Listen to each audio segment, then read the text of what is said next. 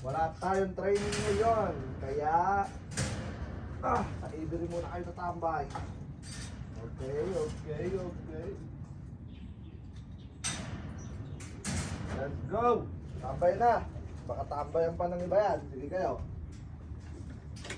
Dali.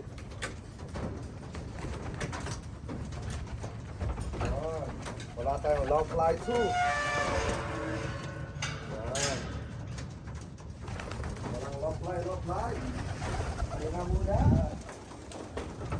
Malupit kayo.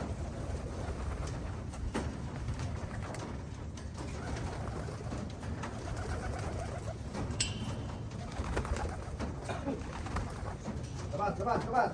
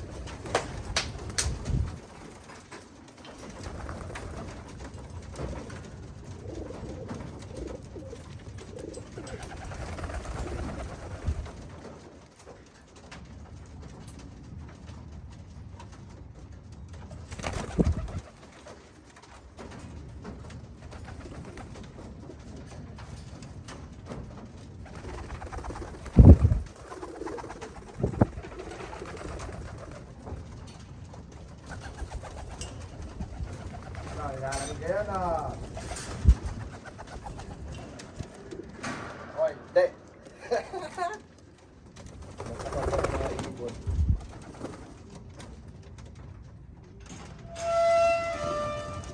Alright. So, ang purpose natin today is pagmamasdan natin yung mga alaga natin dito. Yan. Mag-aano lang tayo, tag dito magmamasid kung okay pa ba yung mga ibon natin. Kasi nag-training tayo ng mga 40 miles, 51 miles, 40 miles, 30 miles, mga ganyan. Gusto ko makita kung meron bang tag dito na-stress. Sa 80 na ibon, okay na tayo doon. Pero meron tayong laging nalilate na 15. Hindi naman super late yung buong 15 na yun. Ano yun tawag dito? Sunod-sunod yung pagdating nila. Pero meron mga ilan talaga na always coming late. Yan. So, tignan natin kung bakit. Yan, ito sila. Nandito yung iba, yung red. Yan. Hindi ko pa natatanggal yung mga yun, nakita ko na. Alam ko na. Pa rin pala talaga tapos maglugon yung mga leg. Yung mga to, ito, heavy siya heavy molting siya, ito. Pero hindi ko alam kung nalilate yan. Yan, wala naman tayong binabago sa ginagawa natin dito. Wala tayong binago sa patuka. Nagdagdag lang tayo ng corn, pero tawag dito. Yung molting nga, nagsisimula na yan nung nung nakaraan pa. Yan. Kasi siguro, palagay ko, dahil lumalamig. Yan, bigla kasi lamig na naman. Yan. Body's okay. Tag dito. Lang natin. Dire-diretso lang natin yung training. Yan, ayun sila Okay naman, yun lang nakita kong mag-isa. Yan, okay sila, gaganda ng hugis ng katawan. Di ba? Lapit pa natin, ganda ng red bar na to. Yan. Kanino kaya yan? 225 yata, 225. Ganda Okay, ito naman tayo sa other side. Yan, against na tayo, against the light.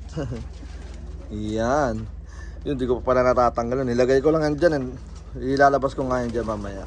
Para na talaga sila rito. Nakakalipad-lipad. So, ano pa to? 98. Yan. 98. Ginawang bingo yun Yan, dito tayo, ganda ng mga katawan dito. Grabe, napaka-solid. So, etong mga to, isa pang balik sa ano, sa 51 miles. Tapos sa Abante na tayo. Tapos, hindi ko alam kung how many miles yung ano yung next na exit dun sa pinuntahan natin.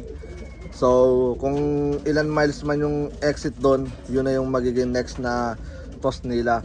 So, kita ko naman na all goods na sila sa ano, sa habang lumalayo, ano sila bumibili sila lalo. Isa lang ibig sabihin niya, masyado na natin silang natadtad dito sa malapit na area. Yan. So, ano lang muna, dire-diretso lang gagawin natin. So, ngayon, dapat meron tayong 51 miles ulit. Pero, ang naging panahon ganito. Okay naman yan. Okay naman. Dapat pala nagtos tayo, no? Yan, no? Okay naman siguro, ganyan. Hindi. Nakita ko kasi sa ano, masyadong madilim sa tag dito. Kaninang umaga, yung ano, yung weather. Ayan ang oras na, magna 9. So, medyo pangat nga sa ibong kapag kaganyan. Kasi doon sa kabilang side, madilim Yan o. Dito lang siguro sa area ko ganyan. Yan. But, yeah. Iyaano natin to ay tutuloy-tuloy na natin training na ito. Siguro, dapat na talaga mapahinga sila today. Yan. Kasi meron pa talagang heavy molting na iilan. Hindi ko alam Wala naman tayo binabago. Pero ano tag dito, gaganda na naman ng mga itsura ng iba. Yan. Kitang-kita nyo naman. Mga malulusog.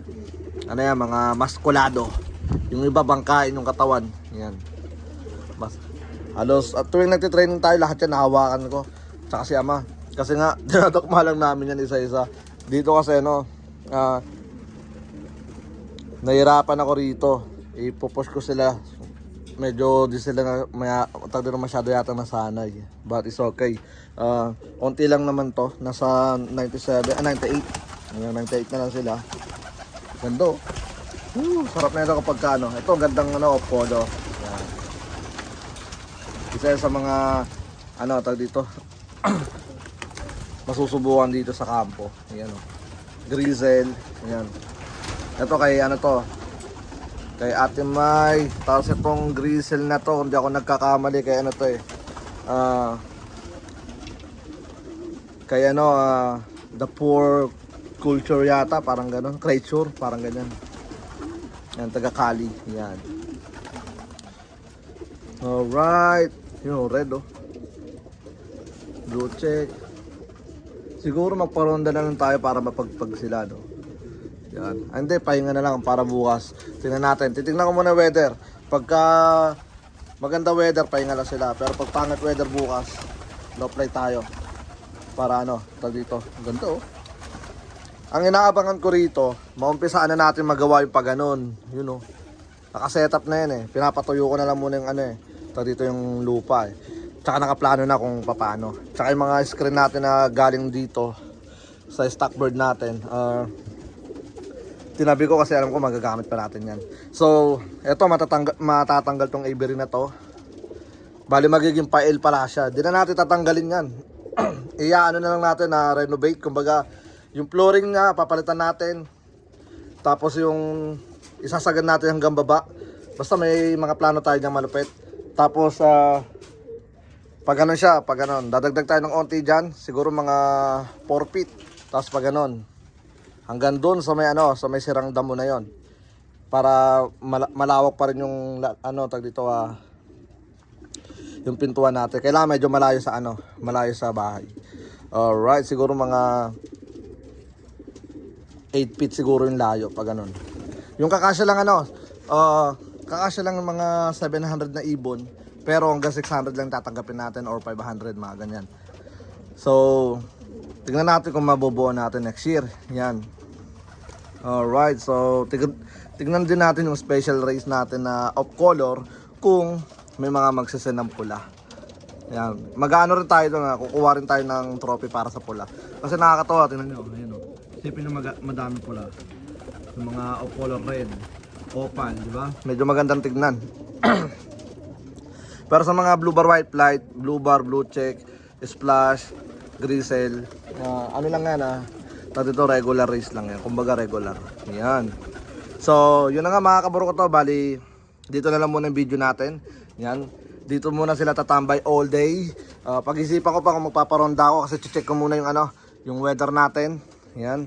Alright, kasi para sa akin hindi na nila talaga kailangan mag low fly muna dahil mas maganda nang iano lang sila, dito i-recta road training na sila. Kasi pagka low fly kasi may chance na ma-hook pa sila eh. Parang ganun para sa akin. Pero syempre kailangan pa rin nilang i-low fly para mas masanay sila sa area. So, tsaka itong mga nandito, ano na to, sanay na to sa hook. Kumbaga veterans na tong mga to. Magagaling na tong mga magsiilag. Yan, itong mga natira.